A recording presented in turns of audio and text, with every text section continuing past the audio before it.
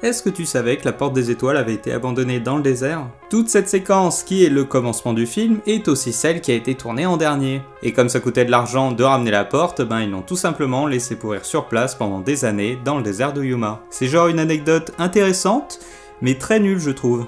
Je reviendrai dessus un peu plus tard. Aujourd'hui, je m'attaque aux anecdotes de tournage du film Stargate, sorti en 94. J'en profiterai pour vous glisser mon avis au milieu de tout ça. Vous commencez à avoir l'habitude. Comme la plupart des gens, j'ai découvert le film des années après sa sortie et après avoir découvert la série. Chose intéressante à noter, c'est que lorsque je faisais mes études de cinéma, c'était le seul film de la filmographie de Roland Emmerich que les profs appréciaient, voire même respectaient. Personnellement, je suis un grand fan de Roland Emmerich, j'aime quasiment tous ses films, même Moonfall.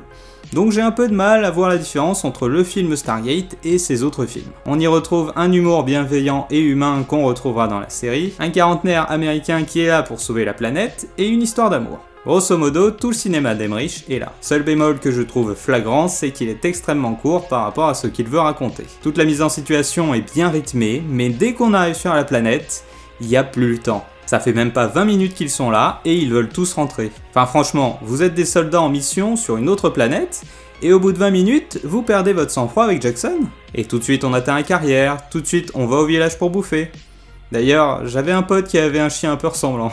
Et tout de suite Ra débarque et on organise la révolution. Pour moi, il manque clairement 1 heure de film, et c'est dommage car il se regarde encore très bien aujourd'hui. Niveau anecdote, commençons par le plus important. Saviez-vous par exemple que techniquement, le film Stargate est un film français? Notre histoire commence en 1980. Roland Emmerich est dans une fac de cinéma allemande qui s'appelle Hochschule für Fernsehen und Film München. J'essaye même pas de la dire celle-là. Et Roland a l'idée d'un vaisseau spatial enterré sous une pyramide. Le projet s'appelle Nécropole. Et il a un pote qui s'appelle Dean Devlin, et lui a l'idée d'un film du genre Laurence d'Arabie, mais sur une autre planète. Pour relier les deux idées, vient se greffer une troisième personne, Oliver Skull, qui sera chef décoration sur le film, et qui leur propose d'insérer un appareil de téléportation, qui sera la Porte des Étoiles. Ils écrivent un synopsis, et pendant 2 ans ils cherchent, mais personne n'est intéressé, et les studios ont totalement enterré l'idée de faire de la SF. Aujourd'hui c'est toujours le cas, la science-fiction est un thème très risqué, il n'y a que les Star Wars qui s'en sortent facilement, et les Marvel qui ont réussi à faire oublier que leurs films de super-héros étaient devenus purement des films de SF. Ils cherchent ainsi un studio pendant des années, mais personne n'en veut, donc ils en profitent pour écrire véritablement le scénario. Globalement, ils veulent faire revivre les grandes épopées épiques comme celle de Cecil B 2000 et y intégrer de la science-fiction. Et au final, Emmerich a l'idée de se tourner vers les studios européens et Canal+ accepte, mais pas plus de 25 millions. Ça tombe bien parce que c'est justement le budget du film. Enfin, c'est ce qu'il croyait car au fur et à mesure, le budget a explosé pour passer à 55 millions. Ce qui a vraiment fait flipper Roland Emmerich car il produisait un film à gros budget sans même avoir de distributeur américain partenaire. Ouais, il avait la pression. C'est aussi là qu'il rencontre le 4e membre de l'équipe, Mario Kassar, producteur américain. Voici certains de ses films. Ouais, il pèse. Ainsi peut commencer la pré-production et la recherche des acteurs. Pour le personnage principal, ils veulent Kurt Russell pour avoir un héros iconique. Et il sera payé 7 millions de dollars. Si c'était fait aujourd'hui, je verrais bien Chris Pratt. Pour le professeur, James Spader. Mais il a hésité longtemps car il ne voulait pas être associé en tant qu'acteur à de la SF. En revoyant sa filmo, j'ai découvert qu'il a joué dans The Office. Je l'avais pas reconnu, hein. Ou encore Ultron. Pour Kassouf, à la base, il n'avait que 2 répliques dans le film, et c'est durant le tournage qu'ils ont ajouté beaucoup de choses à la demande de l'acteur. Le personnage de Nabé n'était pas là dans le scénario. Mais lors du casting pour trouver Skaara, ils l'ont trouvé super et l'ont engagé sans même lui donner de rôle. C'est durant le tournage qu'ils lui ont donné des répliques et des choses à faire, devenant ainsi le meilleur ami de Skaara. Pour Jay Davidson, c'est Mario Kassar qui le voulait. Ce que Roland et Dean trouvaient étrange car ce n'était pas leur vision de Ra. Ils le voyaient plus comme un très vieil homme, mais ils ont accepté. Et reconnaissent qu'au final ce fut une très bonne idée. Et ça je suis d'accord, parce que c'est un des meilleurs Goa'uld qui a été fait. Il a été payé 1 million de dollars pour le rôle, ce qui est extrêmement rare pour un acteur débutant. Voici à quoi il ressemble aujourd'hui. On dirait le rôle cliché du Mexicain en prison, vous trouvez pas? Et apparemment il a vraiment été casse-bonbon sur le tournage. Dans les commentaires du film, Roland Emmerich il explique qu'il aurait beaucoup de choses à dire sur lui, mais qu'il n'a pas le droit légalement parlant. Comme le fait que lors des plans du film ici, on ne filme jamais ses tétons, car il avait refusé de retirer ses piercings. En même temps, il a exigé d'être payé 1 million de dollars, car sa grande passion c'était d'acheter des fringues de luxe chaque semaine, et c'est vraiment dommage car il aurait pu avoir une belle carrière d'acteur. Pour l'actrice de Charret, Millie Avital a failli ne pas avoir le rôle. 3 jours avant le début du tournage, il n'avait toujours pas l'actrice. Roland l'a vue sur une cassette, et l'a immédiatement engagée. À ce moment-là, elle rêvait d'être actrice et était serveuse en Israël. Elle reçoit un coup de fil et apprend qu'elle est engagée pour un film de SF à Los Angeles et qu'elle commence à tourner le lendemain. Ce n'est que dans l'avion direction les USA qu'elle a lu le script. Elle avait 22 ans et c'est le premier film international qu'elle fait. Sa première scène est la première scène du film à être tournée et c'est celle du repas avec cette bestiole qu'ils ont remplie de morceaux de poulet. Et pour info, son personnage a failli avoir un nom différent car sur le tournage, Jen Spider n'arrivait pas à le prononcer. Ce film lance également la carrière de Ji Moon-soon qui joue Horus, il avait 30 ans, et celui de Alexis Cruz qui joue Scarra et qui avait 20 ans. On retrouve également Richard King que l'on retrouvera dans Stargate Atlantis. Info intéressante, c'est que c'est le meilleur ami de George Clooney qu'il a hébergé chez lui pendant plusieurs mois durant les années 90 avant qu'il soit connu. Pour finir, Stargate lance la carrière du technicien Patrick Tatopoulos. Voici une partie de sa filmo. C'est du lourd. Ainsi, le tournage peut commencer et s'étale sur 7 semaines, ce qui est très peu pour un film de cette envergure, avec 16 000 figurants, 3 000 costumes et 50 000 $ dépensés rien que pour la consommation en eau. Globalement, le tournage se déroule dans 2 endroits. Le désert de Yuma, près de Los Angeles, où ils font tous les extérieurs. Ils voulaient un environnement qui soit le plus proche visuellement de celui de l'Égypte. En particulier les dunes Algodon, qui avaient accueilli un autre tournage avant, celui du tout premier Star Wars, ou encore le retour du Jedi. Ils construisent également la ville de Nagata dans le désert. Deuxième lieu, celui des studios, avec tous les intérieurs du vaisseau de Ra, de la pyramide et du complexe de Stargate Command. Tout ça dans le dôme géodésique de Long Beach. Et ce hangar n'est pas un vrai studio de cinéma puisqu'il servait à stocker l'Hercule d'Howard Hughes depuis 10 ans. Le plus gros avion de son époque en 1947 est visible dans le film Aviator où l'on voit le tout premier décollage et son unique vol.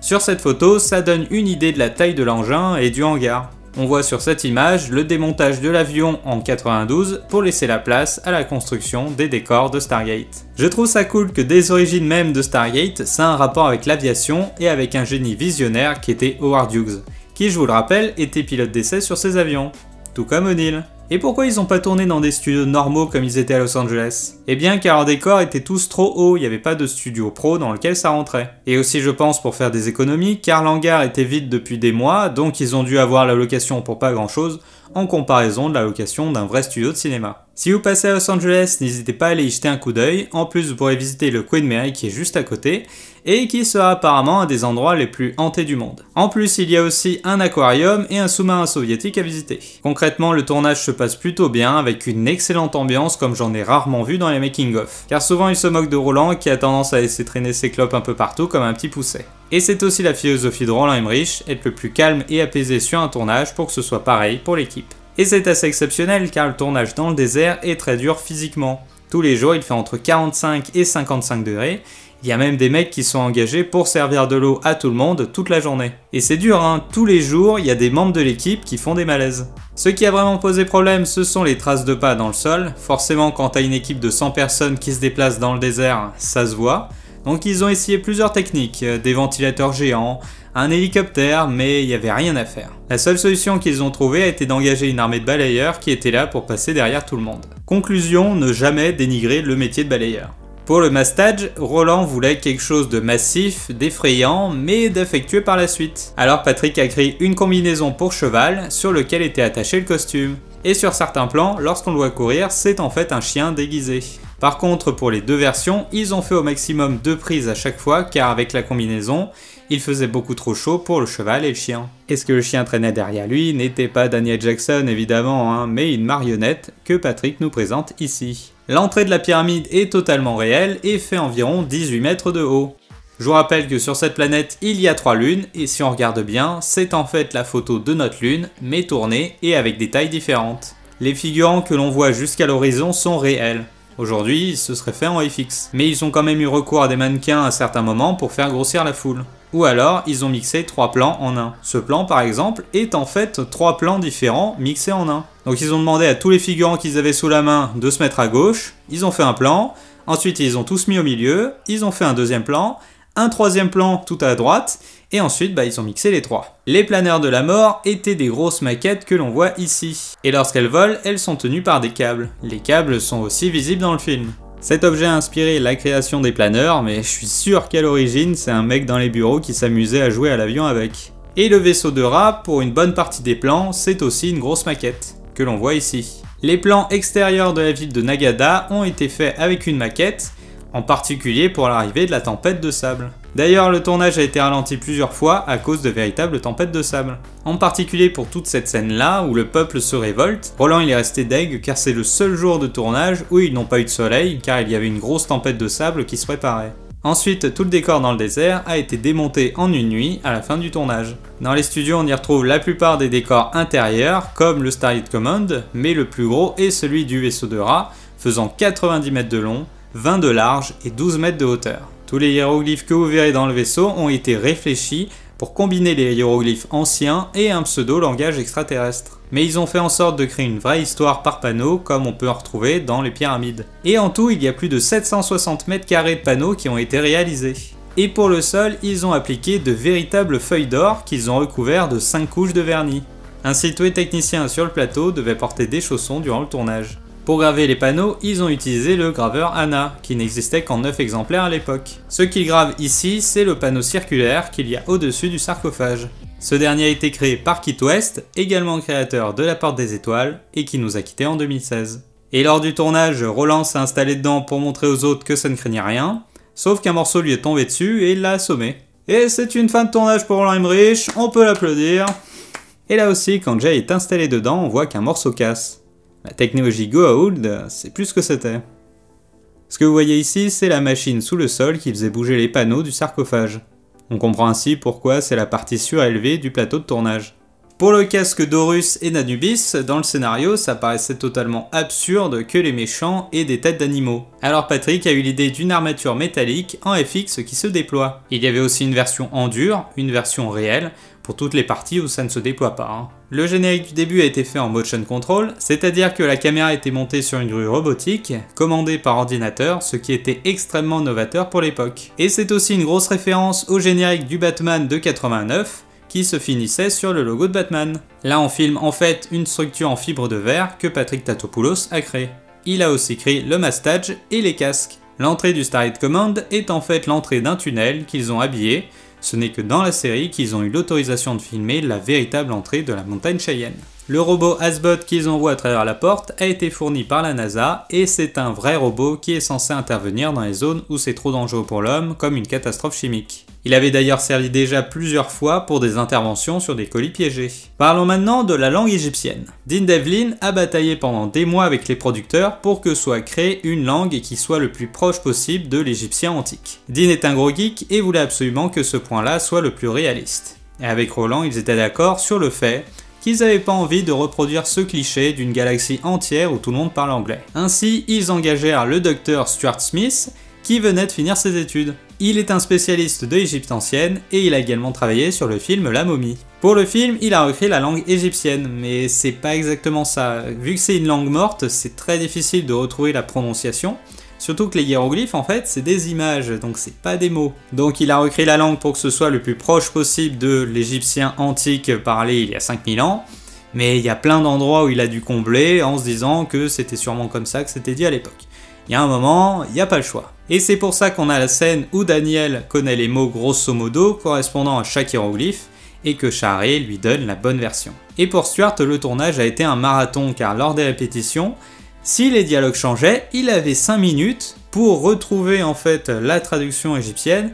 S'il n'y avait pas d'équivalent en égyptien, fallait qu'il l'invente, qu'il trouve la prononciation, qu'il apprenne la phrase ou les mots à l'acteur. Et avec tout ça, Jay Davidson a vraiment été celui qui a le plus galéré avec la langue. En même temps, c'est celui qui a rendu le plus. Donc ils ont fini par l'équiper d'une oreillette dans laquelle Stuart lui disait les répliques à l'avance, mais malheureusement ça fonctionnait vraiment très mal, donc ils ont fini par fonctionner avec des pancartes énormes qu'ils mettaient juste derrière les caméras pour que Jay Davidson y puisse lire les répliques. Et au-delà de la langue, ils ont aussi essayé de reproduire les mouvements et les gestuels de l'époque que l'on peut retrouver dans les hiéroglyphes. Bon, ça je vous laisse ça là, faut vraiment revoir le film pour voir tous ces petits détails, pour reconnaître un peu les trucs comme ça là, tu vois. Maintenant, passons à la porte. Déjà, il faut savoir que c'est la porte la mieux finie de toutes. Ça, je le sais grâce aux EMG qui ont eu l'occasion en fait d'étudier toutes les portes qui ont été faites, et celle du film, c'est vraiment la meilleure et la plus belle. Bon, même si celle d'Atlantis, elle est vraiment pas mal. Tous les chevrons et les cristaux bougeaient et toutes les plaques s'emboîtaient parfaitement. Et à l'origine, elle était beaucoup plus noire, hein, mais lorsqu'ils l'ont installée et qu'ils ont commencé à filmer, ils se sont rendus compte qu'elle avait l'air d'un énorme pneu géant. Donc quelques jours avant le début du tournage, ils l'ont repeinte intégralement en gris-argent. Et pour SG1, c'est un peu le même problème, puisqu'en vrai elle est extrêmement noire, donc les peintres ils ont rajouté des petits coups de gris par-ci par-là, de gris-argent et tout, pour qu'on n'y voit que du feu. Quand on compare les deux portes, je trouve que celle de SG1 est plus rassurante, plus organique, grâce aux lumières oranges qui s'allument. Alors que celle du film, c'est clairement une grosse machine en métal.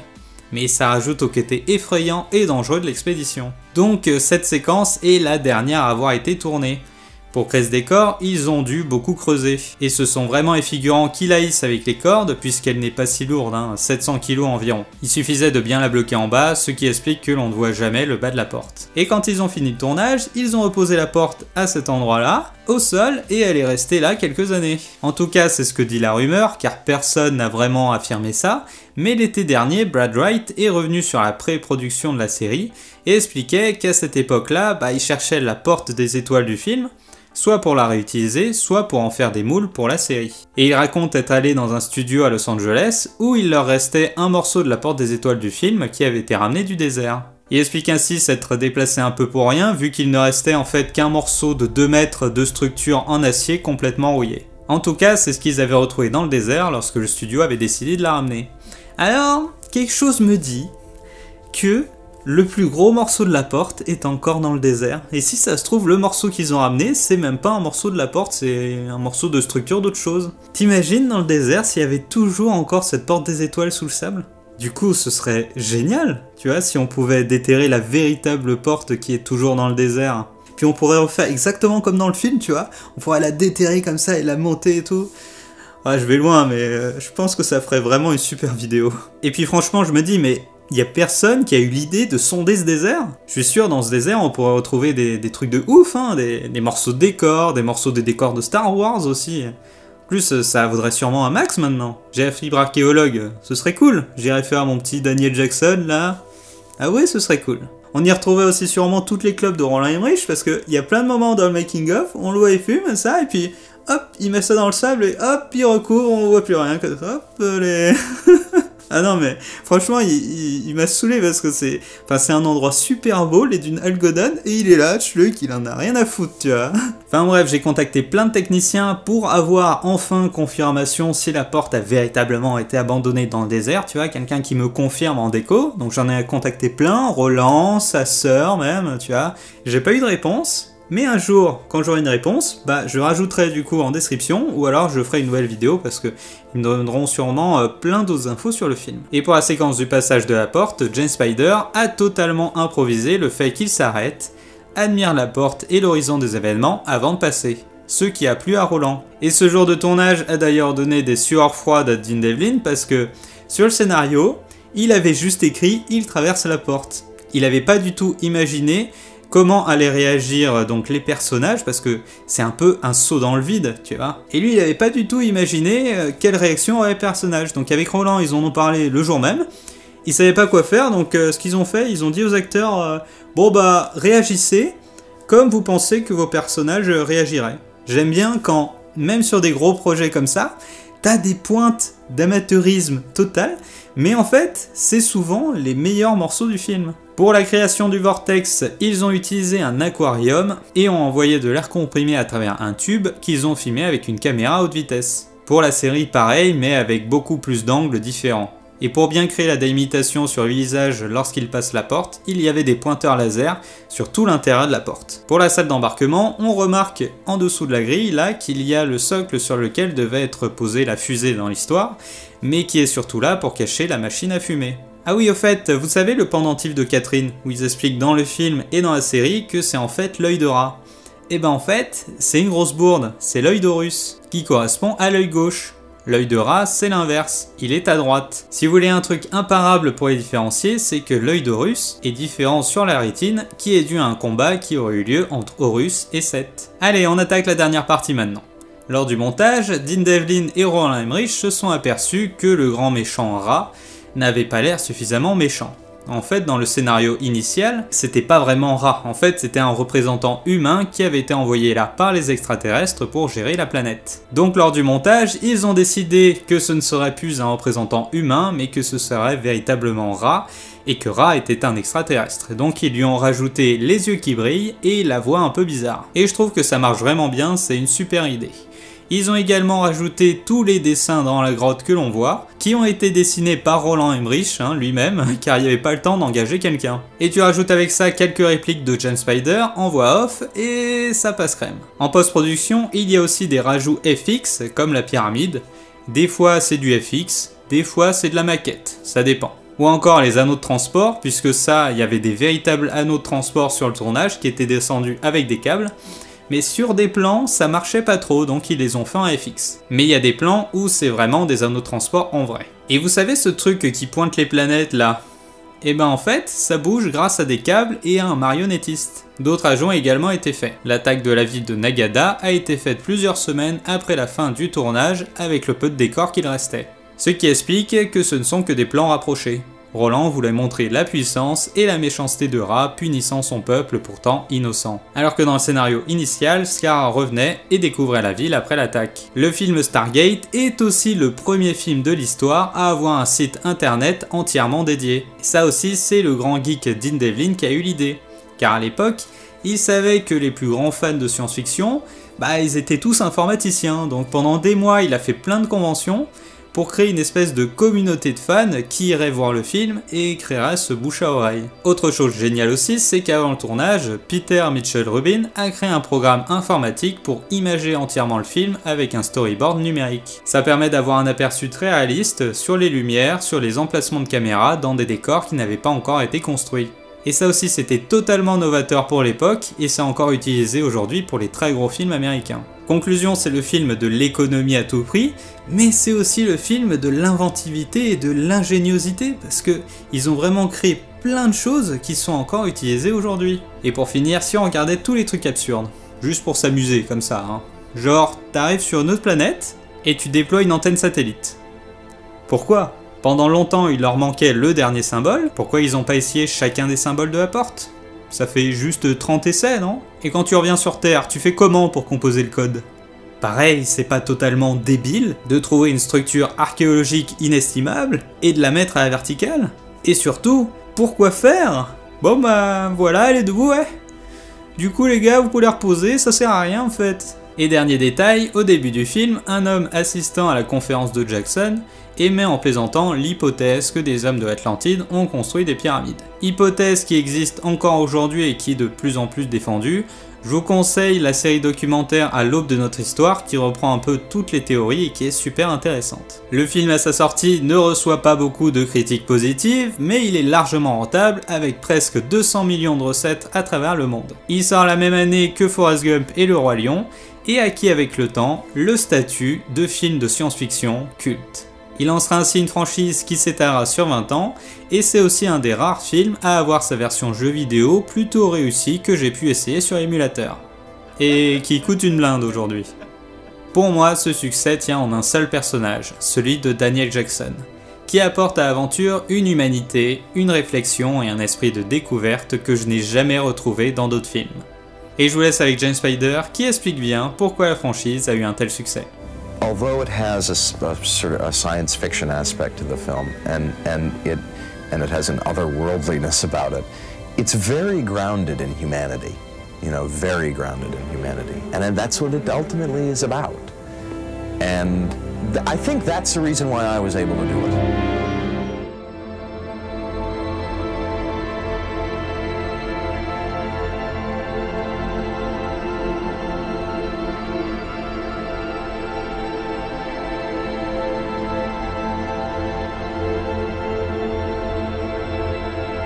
Mais respect à Toutankhamon du con.